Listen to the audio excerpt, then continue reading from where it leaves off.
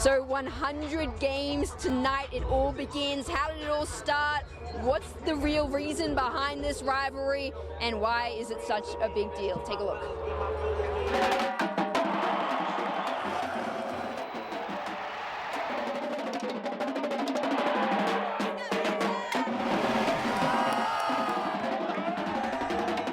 Games filled with big hits. All records are out, and it's a WWE cage match. Massive plays. If they scored, they could have tied it or gone ahead. I just remember the ball being in the air, got it, and then it's just kind of a whiz. And a whole lot of emotion. There's a lot of animosity there. Every touchdown, turnover, and tackle, bringing us to now, the 100th battle of I-10. The first game between the then Texas State School of Mines and Metallurgy and New Mexico A&M was played before televisions were invented, when Woodrow Wilson was president, and when a gallon of milk cost roughly 12 cents. October 31st, 1914.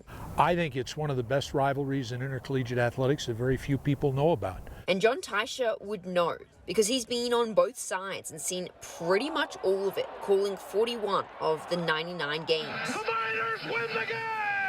UTEP holds the series lead with 59 wins, 38 losses, and 2 draws. It's always been the ultimate game every year.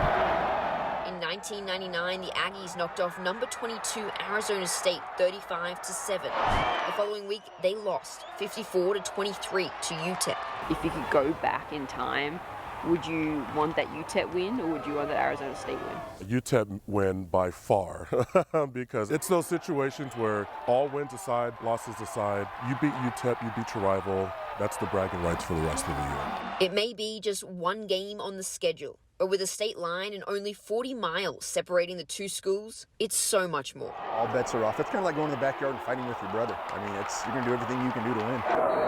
In the 98 Battle of I-10, former Miner and now head coach of Coronado, Mike Pry, got ejected from the game, alongside his childhood friend and Aggie, Joe Hankins. He was John, I was John, some fists got thrown. We ended up walking out the tunnel together, laughing at each other. We still laugh about it to this day. When it came to game time, it was a situation where it's like, okay, friendships aside, we're here to battle. It's a tradition that stood the test of time, only breaking for world wars, a brief period in the early 2000s, and COVID-19 in 2020. It's kind of an empty feeling to have a season without a UTEP New Mexico State game. It's almost like those seasons shouldn't have counted. The university's done a great job of instilling that rivalry and keeping that, because they were talking about getting rid of it, and it would have been really sad had they done that.